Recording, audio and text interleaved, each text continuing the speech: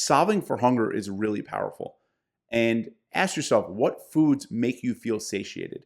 What foods make you feel satisfied, right? Whereas the opposite of that is what foods make you feel insatiable.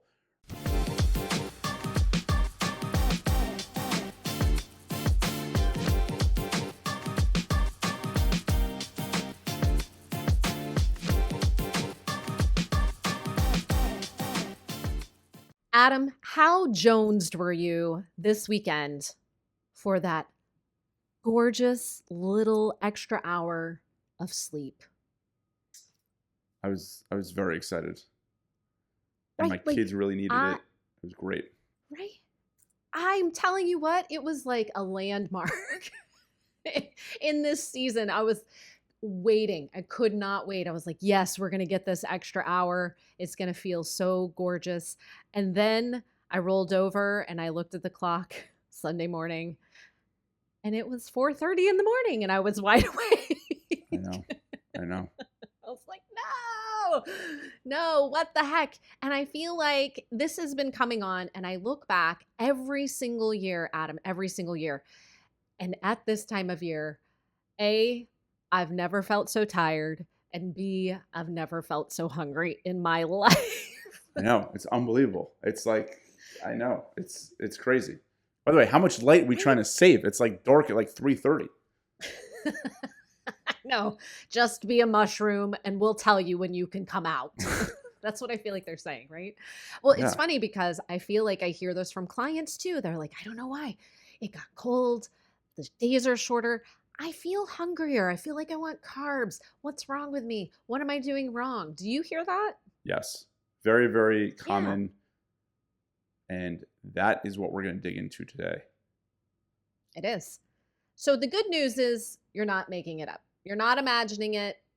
Most people, unless you're used to living like a mushroom, are probably feeling the draw of more food, perhaps more comfort style food, and definitely feeling more sluggish and tired.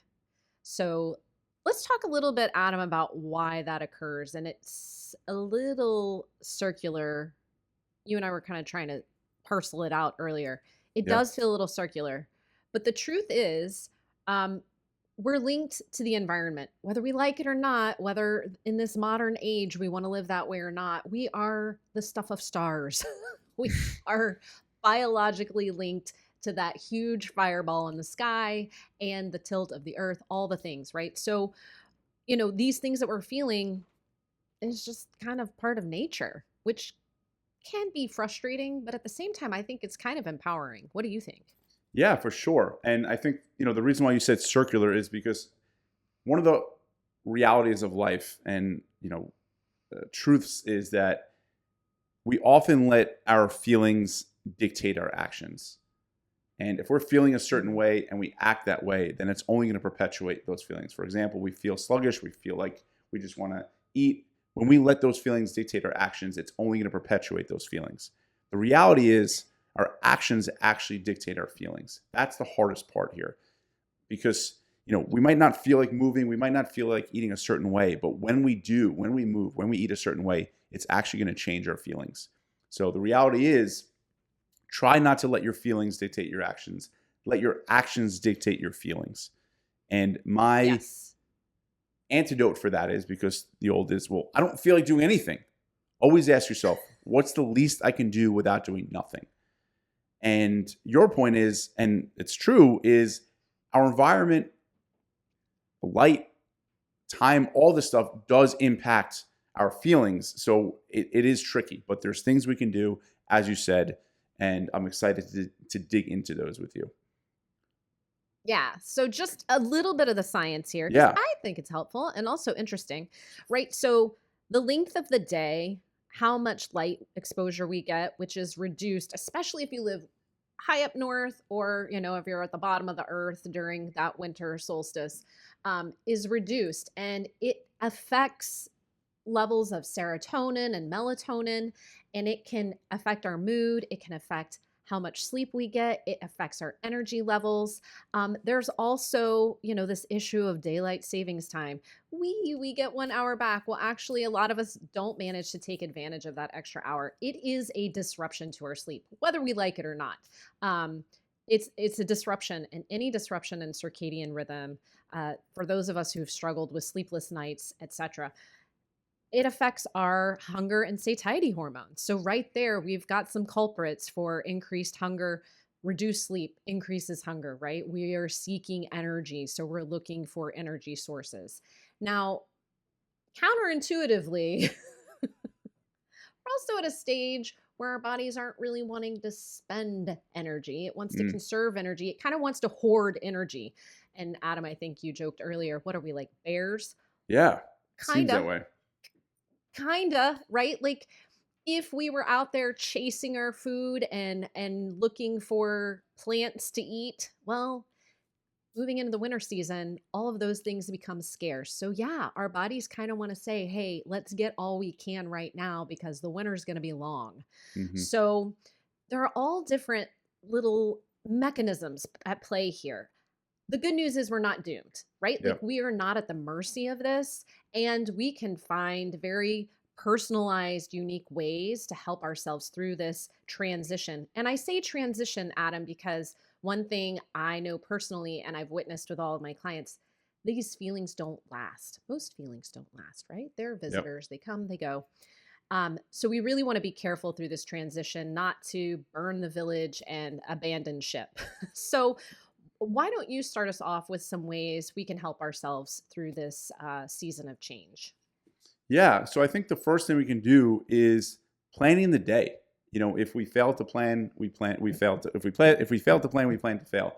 And just Yeah. thinking through the day of what you're going to eat, when you're going to get some movement in, just makes such a difference. And it's so, it's one of those things that's like, sure, sure, yeah, yeah. But when you actually do it and you think through what you're going to eat and when you're going to get some movement in, it makes all the difference. And perhaps you can get, maybe a walk in during the day, during sunlight.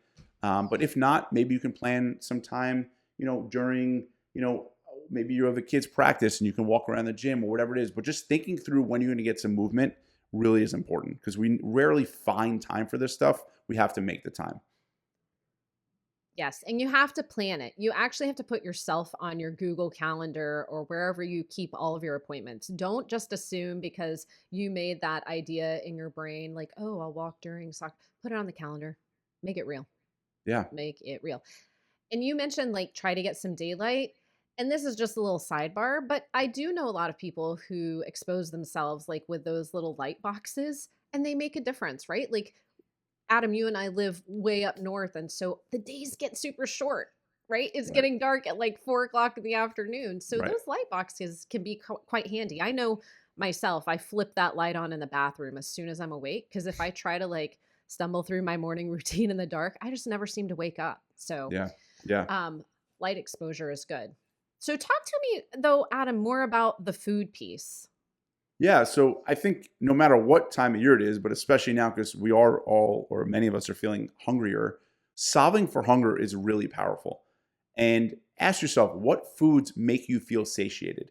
What foods make you feel satisfied, right? Whereas the opposite of that is what foods make you feel insatiable, right? So for me, and I think for most people, whole foods, real whole natural foods, the less ingredients, the better. Those are the types of foods that make us feel satisfied. They make us feel satiated. Whereas processed foods typically can induce this feeling of, we just feel insatiable. We want more and more and more. So keep that in mind when you're choosing the foods you're eating because, it's not a personality defect. It's not a personality, flaw if you eat some processed food, whether it's a package of cookies or chips, and you're like, I feel like I can eat a truckload of this.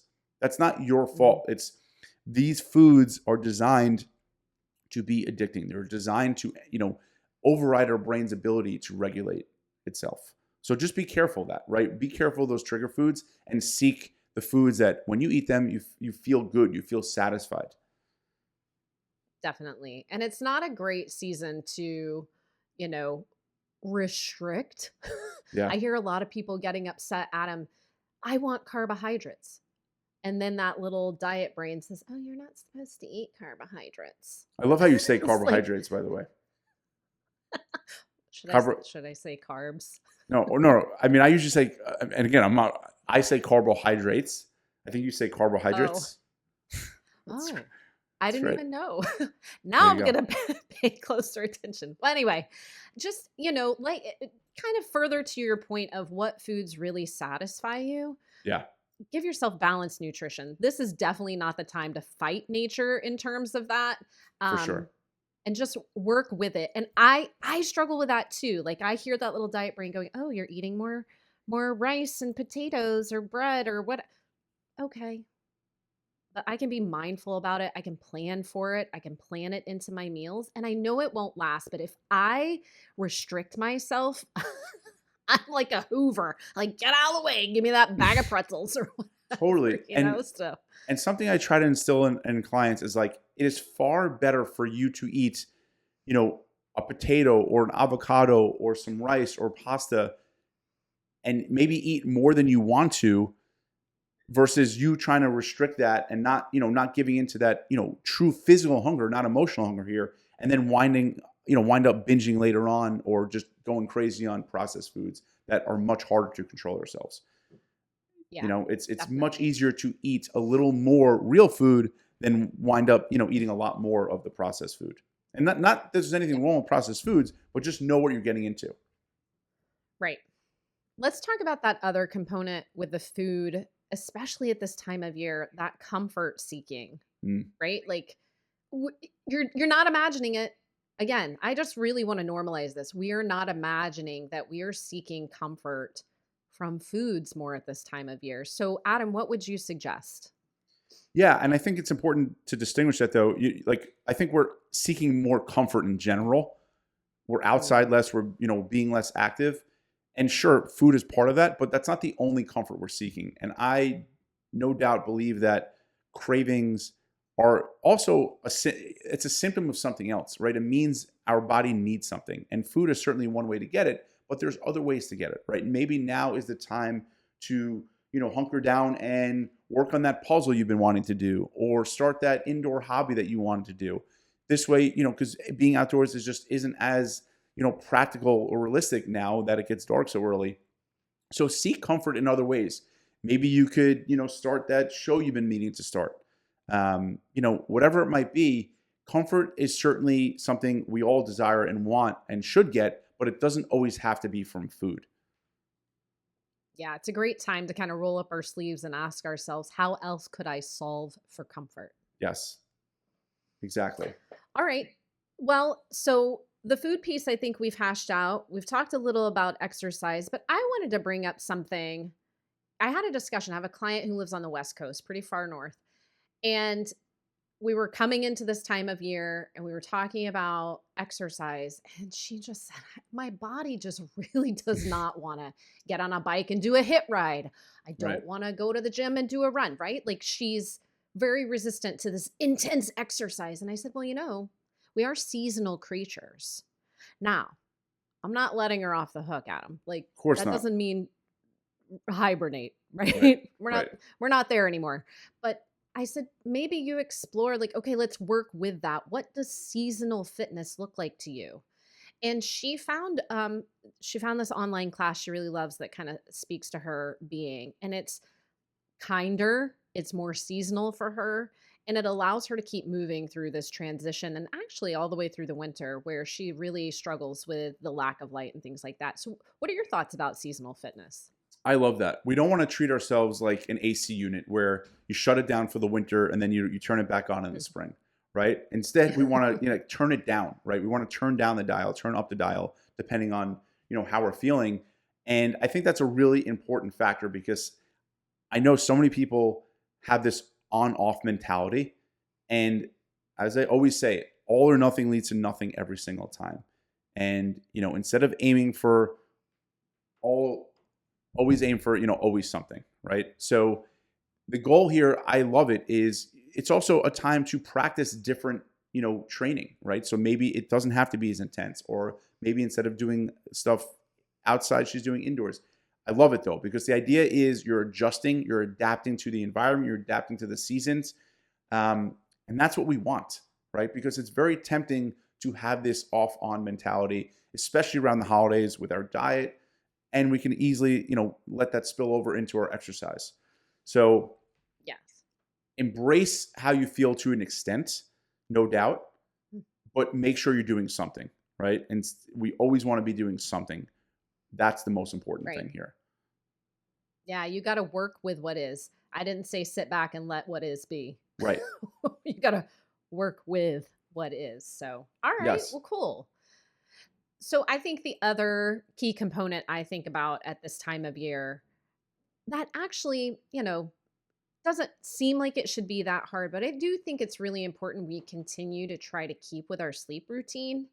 As the light changes and they change the clocks on us, and now the nights are darker and the mornings are lighter, or whatever, wherever you are in the world, trying to kind of keep your sleep hygiene tidy and Hmm. the rhythm of your nights, things like that. It's really important, right? Because again, we just discussed it in the beginning. If that circadian rhythm gets off, we're going to struggle with hunger, satiety, mood, energy. So, doing our best to keep that sleep routine in place is super important. What do you think? Totally agree. I mean, we want to try to keep as much as we can from the warmer months and bring them into the winter months and vice versa. Like, I mean, we want to try to keep Hmm. that homeostasis, but of course, the environment makes it hard to do that or to do everything, but do what you can. Sleep is one of those things that, if anything, I think you could probably get more sleep because, it gets darker later and you might feel like winding down earlier. I'm sorry, it gets darker Hmm. earlier and you might feel like winding down earlier. But Right. try to keep what you can as consistent as you can. And I think the big takeaway, one of them is at least is it's not about like whether you're going to do something. It's about what you're doing, and just ask yourself, what am I doing? Not if I'm doing that. Like if I'm doing exercise, or if like those are not questions to be asking. It's what will I do, and what's Yeah. practical and what's realistic based on how dark it is outside, my schedule, etc. Yep. I love that. Yeah. Not, am I going to? No, the answer is yes, you're going to. It's figuring out what and when. Right. It's like I took years ago. I took this improv class, and I think one of the first rules in improv is yes and.